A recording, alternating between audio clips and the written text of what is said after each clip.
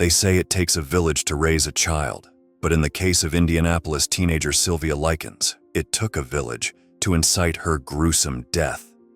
Sylvia Marie Likens was born on January 3, 1949, to parents Lester Cecil Likens and Elizabeth Betty Francis. Sylvia was the middle child, being born between two sets of twins, Daniel and Diana, who were 2 years older than her, and Benny and Jenny, who were 1 year younger. The Boone County family moved often and experienced many financial hardships. Lester, having only an 8th grade education, had to resort to working many menial jobs to care for his family, including a laundry route and factory labor. Betty also joined Lester in selling food and beverages for traveling carnivals. It was this job that would lead to the torment and inevitable death of 16-year-old Sylvia. Sylvia, or Cookie as her friends called her, has been described as a confident, friendly, and pretty young girl, although she didn't smile often, due to a missing front tooth from play fighting with her brothers. She also happily contributed to the family by babysitting, running errands, and doing chores for friends and neighbors.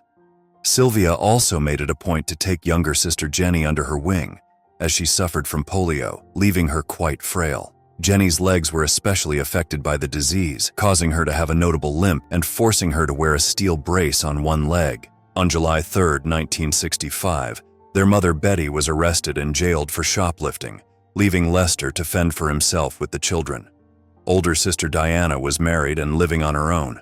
Daniel and Benny were sent off to stay with their grandparents, which left Sylvia and Jenny needing to be cared for. Lester did not want to take the 2 young girls to work at the carnival with him due to safety concerns, most likely having to do with Jenny's unstable condition. It was at this time Lester became acquainted with Gertrude Baniszewski. She introduced herself to him as Mrs. Wright, perhaps trying to maintain a modicum of decorum to hide the fact she had her youngest child outside of wedlock. Her daughters Paula and Stephanie knew the Likens girls from studying together at Arsenal Technical High School. With time ticking and money on the line, Lester agreed to have Gertrude board the girls in her East New York Street home for a mere $20 a week, despite knowing little to nothing about the Baniszewskis. This run-of-the-mill decision would be one that would haunt him for the rest of his life. Gertrude Nadine Baniszewski was born on September 19, 1929. She stood about 5 feet 6 inches and was described as haggard and underweight, as she only weighed about 100 pounds. In 1945, she dropped out of school at the ripe age of 16 to marry police deputy John Baniszewski. Although he was violent and physically abusive to Gertrude, she remained married to him for 10 years and bore him 4 children: Paula, age 17, Stephanie, age 15, John, age 12, and Marie, age 11. Less than a year after her divorce, she married a man named Edward Guthrie, who left her after a short 3-month stint due to not liking her children being around all the time. After her second divorce, she foolishly returned to her first husband John Baniszewski and had 2 more children: Shirley, age 10, and James, age 8. They stayed together for 7 more years and divorced for a final time in 1963. Just weeks after her third divorce, she began an affair with a 20-year-old man named Dennis Lee Wright, who also took a turn in physically abusing Baniszewski. She became pregnant with her youngest child, Dennis Jr., age 1, and was quickly abandoned by Dennis Sr., leaving her to raise all 7 children on her own. Baniszewski, who now suffered from clinical depression, had to rely on first husband John's infrequent checks and performing odd jobs such as sewing, cleaning, babysitting, and doing laundry to make ends meet. To make matters worse, her oldest daughter Paula fell pregnant by a middle-aged married man. Baniszewski's health, as a result of 3 failed marriages, becoming destitute, and the news of her pregnant daughter, declined dramatically. Her depression, among other unidentified ailments, caused her to abandon basic self-care.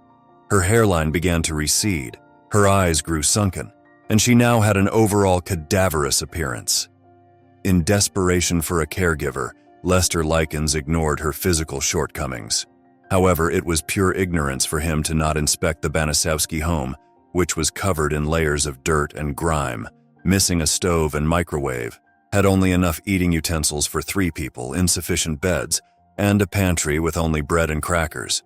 Shortly after the 4th of July holiday, Sylvia and Jenny Likens officially moved into the Baniszewski home, where Gertrude promised to treat the girls like one of her own. Lester advised Betty would join him at the carnival upon her release from jail, and they would be returning for the girls in November of the same year. However, Sylvia would never make it to November. At first, the girls' stay at the Baniszewski home was ordinary. They attended social functions with the Baniszewski children, sang along to records together, and even attended church with them on Sunday. Sylvia was happy to help around the home and earn her keep. However, it seemed oldest daughter Paula had a bone to pick with Sylvia. Perhaps she was jealous of her appearance and personality, or perhaps she was upset with herself for falling pregnant with a married man and decided to take her anger out on Sylvia. Either way, the clash between the two teenagers was evident, and is what seemed to be the spark that set off the explosive events that would soon take place. Initially, Lester's $20 payment arrived on time, as promised. A few weeks later, the check from Likens failed to arrive on time, causing Gertrude to become irate. Jenny would testify in later trials that Baniszewski, as a result of the failed payment, laid the girls down across her bed with their skirts and underwear around their ankles and beat them. "I took care of you two bitches for a week for nothing," Gertrude yelled. The very next day the check arrived, but Pandora's malicious box had already been opened. Despite the beating being completely unwarranted and unnecessary, the Likens girls did not mention the incident to anyone, possibly due to fear of further repercussions. However, beatings became more volatile with each late payment, as Baniszewski began using other instruments, such as ex-husband John's 3-inch wide police belt and a 1/4-inch thick paddle. Paula, taking advantage of the situation, would go out of her way to instigate further punishment upon the girls. She claimed the girls embarrassed the family by eating too much at the church function, knowing her mother would react abhorrently. On another occasion, Gertrude began interrogating Sylvia about her experience with boys when she mentioned to Paula and Stephanie she had a boyfriend back in California where her family stayed previously. Baniszewski then told the girls if they did anything with a boy they would be sure to have a baby, and then proceeded to kick Sylvia in the genitals. Paula seized the opportunity to vent her own pregnant frustrations and joined in the chastising by knocking Sylvia onto the floor, telling her she wasn't even fit to sit in a chair. It was from that moment on, Sylvia would be required to ask permission to sit on any chair. Gertrude continued to pursue the notion that Sylvia would be having a baby, commenting on her weight and suggesting her stomach was growing. She claimed Sylvia was ruining her physical appearance and began depriving her of food or forcing her to eat spoiled food from the trash. As further punishment, during one family dinner, Gertrude had a neighborhood boy named Randy Gordon Leaper force-feed overloaded hot dogs to Sylvia until she regurgitated. She then forced her to scoop the vomit and eat it. Shortly after, the Likens' parents paid a visit to the girls, but once again due to fear, the abuse went unmentioned. Now mid-August, the focus and abuse was almost entirely upon Sylvia. Younger sister Jenny would not be subject to punishment, as long as she followed Baniszewski's rules and participated in the mistreatment of Sylvia. Gertrude threatened Jenny with similar treatment if she notified anyone of what was going on in the home. By this time, many of the neighborhood children also became privy to the torment Sylvia was enduring at the Baniszewski home. Instead of notifying trusted adults or officials, they too began participating in the exploitation of Sylvia. As a way of retaliation, Sylvia went to school and started a rumor that Paula and Stephanie were prostitutes. Once word got around, it was Stephanie's boyfriend, Coy Randolph Hubbard, who would take matters into his own hands, brutally attacking Likens, banging her head against the wall and slamming her to the ground. Paula beat Sylvia with such brute force, she broke her own wrist, and would later use the cast on her wrist to further beat her. After this incident, Coy and several of his friends would begin to frequent the Baniszewskis' home with the encouragement of Gertrude to continue berating Sylvia. They would use her as a practice dummy for violent judo maneuvers and mutilate her body with sharp objects, burn her with cigarettes, and grievously injure her genitals. Gertrude took things a step further and ordered Sylvia to strip naked in front of everyone and forced her to penetrate herself with a glass soda bottle. On October 5, 1965, Parents Lester and Becky visited the girls at the Baniszewski home, where they claimed they saw no visible signs of abuse or distress. However, it may have been due to Gertrude's preparation, rehearsing, and threatening of the girls that didn't set off any alarms in the unknowing parents. Baniszewski made sure to stay in their presence at all times, to remain in control. Once they left, not knowing it would be the last time they'd see their middle child alive, Gertrude turned to Sylvia and stated, "What are you going to do now, Sylvia? Now they're gone." Eventually, Gertrude forbade Sylvia from attending school, most likely due to the physical battering and the fear of someone noticing. Despite not being able to go to school, Sylvia went along with her sister Jenny and younger Baniszewski daughter Marie to the local park. They miraculously ran into their older sister Diana, but unfortunately, their cries fell on deaf ears as she believed the girls were over-exaggerating the situation. She did, however, give Sylvia a sandwich when she mentioned she was hungry. Marie reported the sandwich back to her mother, who in turn accused Likens of being gluttonous and proceeded to choke and bludgeon her alongside Paula. They then took frazzled Sylvia to the bathtub, where they gave her a scalding hot bath to cleanse her of her sins, while also repeatedly banging her head against the wall as she was in and out of consciousness. Finally, someone in the community decided to take a stand after witnessing a clearly injured Sylvia. The father of local neighborhood boy, Michael John Monroe, reported seeing Likens with open sores and bruises all over her entire body to the high school she had been forbidden to return to. The school nurse decided to visit the home, but Gertrude accused the girl of refusing to practice personal self-care, being a terrible influence upon the Baniszewski clan, and running away as she was out of control. Without further investigation and verification of Sylvia's whereabouts, the school closed the incident report. It seemed like no one was going to rescue Sylvia, and the abuse only continued to escalate. Now that she was home from school at all times, it left more time for her to be tortured, beaten, starved, refused water, sexually assaulted, lacerated, and burned. She was also refused permission to use the restroom, leaving her with no choice but to wet and soil herself, which then resulted in becoming permanently incontinent. As though through fault of her own, the Likens girl would be punished for her involuntary expelling of bodily fluids. The Baniszewskis tied her naked body to the railing of the basement stairs, leaving her feet barely touching the ground. They also began charging the neighborhood kids 5 cents apiece to enter their basement and take part in her mutilation.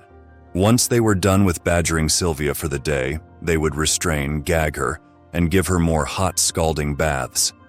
They would finish the sick ritual by then rubbing salt into her terribly wounded body before throwing her back in the basement. As if these monstrous acts were not enough, on October 23, 1965, Gertrude yet again decided to take things a step further. She forced the severely injured and nude Sylvia to the kitchen, where she claimed her presence left a negative mark on her children. "You branded my children, so now I'm going to brand you," she stated, as she heated a needle and proceeded to carve the words, "I'm a prostitute and proud of it," on her stomach. Halfway through the carving, Baniszewski handed the needle to one of the neighborhood boys, 14-year-old Richard Dean Hobbs, and directed him to finish what she referred to as the tattoo. After this absolutely disgusting display, it became apparent to Gertrude that Sylvia may not be able to withstand much more of this. Instead of ceasing the actions, she decided to force Sylvia to write a letter to her parents, explaining the state of her appearance in the event she would finally succumb to her wounds and pass away. In the letter intended to mislead the Likens, Sylvia wrote she ran away from the Baniszewski home with a group of local boys who took turns engaging in sexual relations and then tortured and beat her profusely. After writing the letter, Gertrude threw her back in the basement and offered her crackers to eat. Upon refusing to eat the crackers, she was beaten again by Gertrude and John Baniszewski.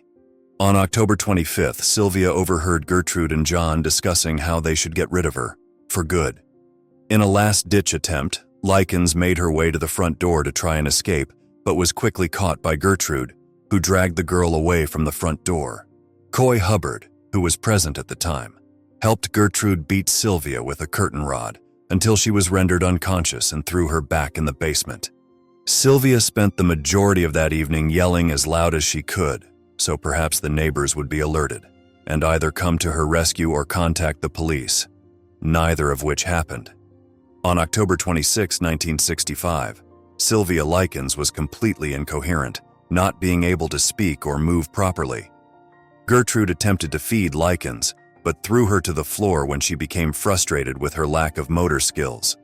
Paula began threatening her to stand up, but she was unable to, and instead defecated on herself.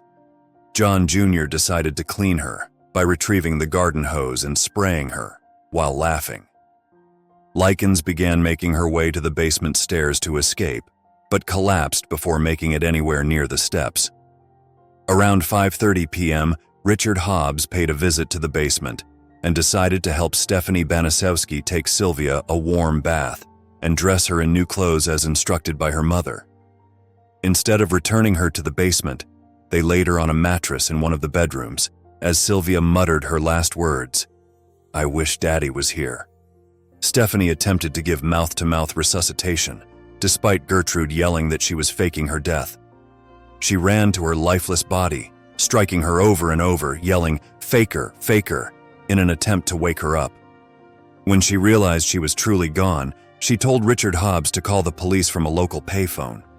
When police arrived around 6:30 p.m., they found Sylvia's mutilated, extremely underweight corpse and a nervous Gertrude forcing the letter she had written in their hands, explaining that the teenager arrived at the home that way, and she attempted to doctor her back to health before she sadly passed away.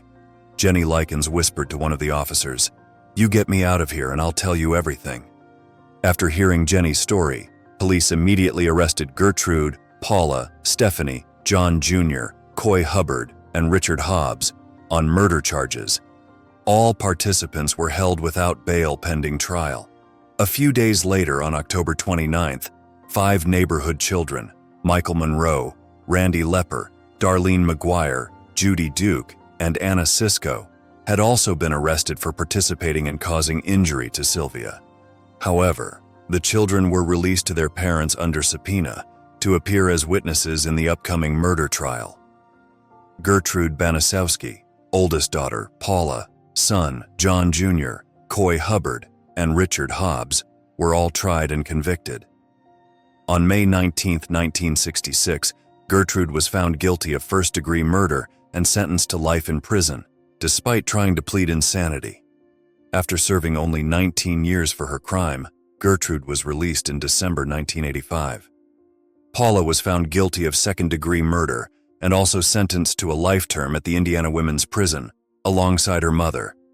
However, a retrial on August 5, 1971, gave Paula the opportunity to plead guilty to a lesser charge of voluntary manslaughter, reducing her sentence from life to about 2 years, leading to her release in 1972.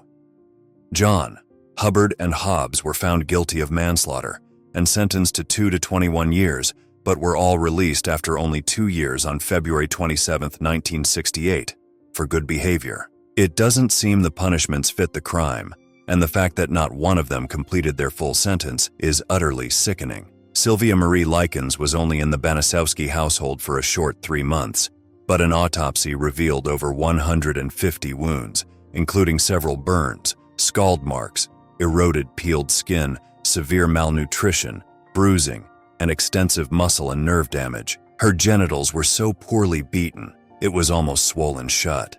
Her kidneys were severely injured, her fingernails were broken backwards, and her lips were barely attached to her face. The official cause of death given by Dr. Arthur Keeble was a subdural hematoma and shock, complicated by malnourishment.